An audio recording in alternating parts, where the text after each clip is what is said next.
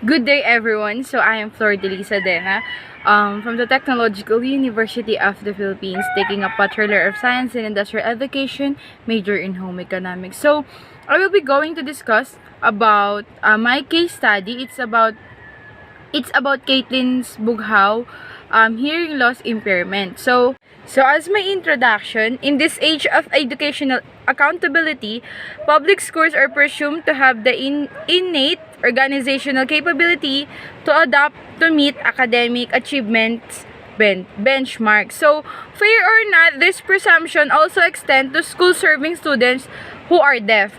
A population whose academic achievement generally continues to be unsatisfactory, since the youth who are deaf and hard of hearing represent less than 1% of the total K-12 population. So, this is according to Mitchell and Karchmer 2006. The organization model of schools for the deaf is an invaluable means to centralize the limited resources essential for educating the deaf. So, according nga kay Mitchell and Kramer na we have a law that supports the students with hearing impairments or the deafs. So, the unified models of such schools and expertise they offer the impossible to replicate through any other education delivery models for students who are deaf. So, this represents schools for the deaf as an ideal model for school organizations, serving low incidence youth population and continuing to do so. So, despite the increasingly turbulent environment created by volatile and oftentimes polarized educational policy setting. So, meron mga in-offer na organizations para sa mga deaf. So, the adoption and alignment of limited resources and organizational actions towards academic growth are thus even more crucial for the continued viability of schools for the deaf. So, as the overview of the situation, Caitlin Bughaw is a 18 years old girl who is in her senior high school. She has a hearing loss resulting from repeated and severe ear infections throughout her early childhood. Kasi, actually, they are twins, Caitlin and Kyla. They are also deaf, and nung childhood sila, they had their infections. Same sila ng situation. Same sila ng disability. They are same deaf. So, pero nag-focus ako kay Kyla because she is more, siya yung mas, may pinaka, mahirap na situation. Kasi when I asked, her mother. So, Caitlin's hearing loss is considered mild to moderate because she cannot hear clearly until sounds reach a 40 decibel level. Nakakarinig siya, but she cannot, hindi niya naiintindihan, ganon. Yes, although naririnig niya when pag sinisigawan siya, but she cannot understand what you're saying. So, her mother and her siblings tend to perform our sign language or do sign language so that para magkaintindihan sila, ganun. So, Caitlin received early intervention service and medical interventions greatly reduce the infections of their severity. Kaso hindi pa rin yun naging sapat.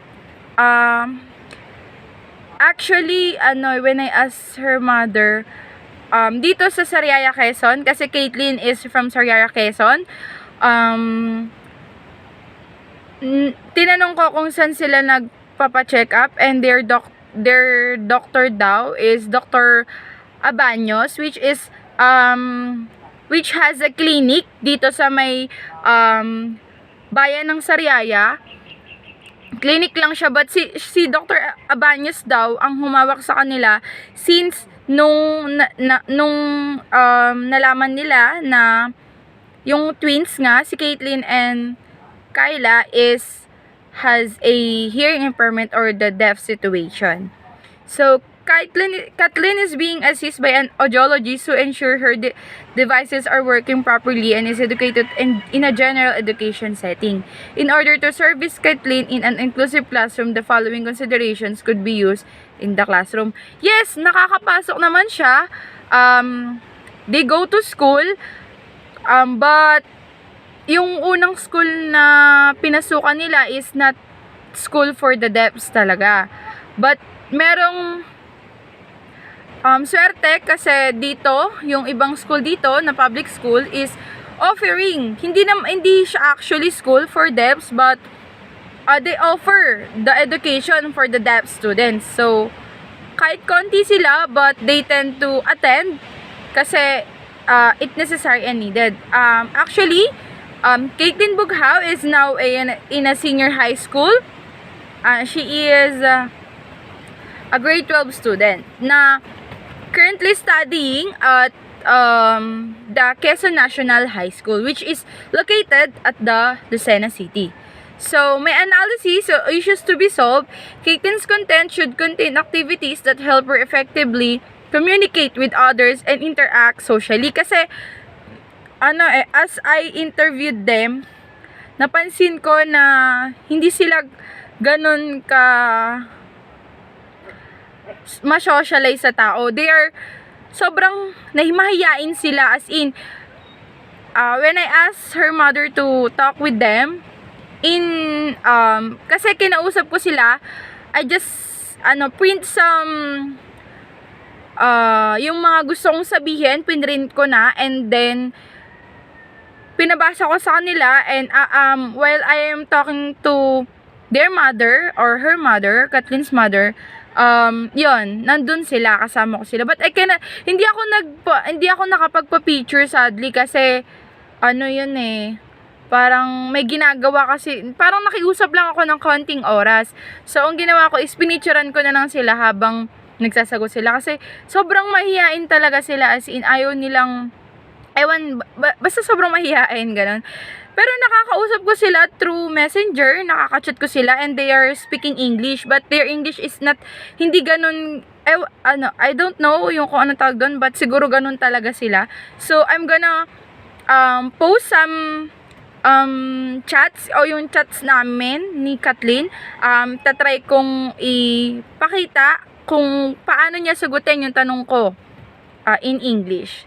So, according to Lisa M. Bowers, a PhD, stated that numerous studies have shown that spelling presents unique challenges for children who are deaf or hard of hearing, and most do not develop age-appropriately spelling skills. Kasi, yun nga, kaya dun ko na-gets na kung bakit ganun yung way of answering the questions and kung paano nila ako sagutin sa mga tanong ko through messenger.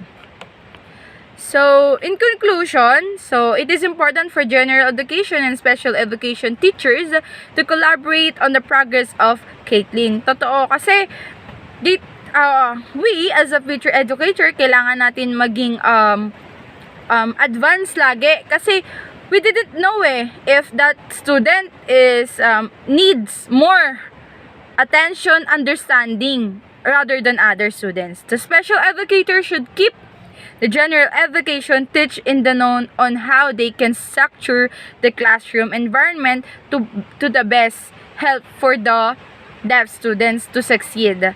These strategies may change over time, so it is important that this conversation be ongoing. Kasi the more we talk to them, the more they appreciate that we as a teacher, or we as a future educator, understands them. So, yun. Kailangan lang natin makipag-communicate sa mga students natin, even though they are, they have a disability. So, para magkaroon ng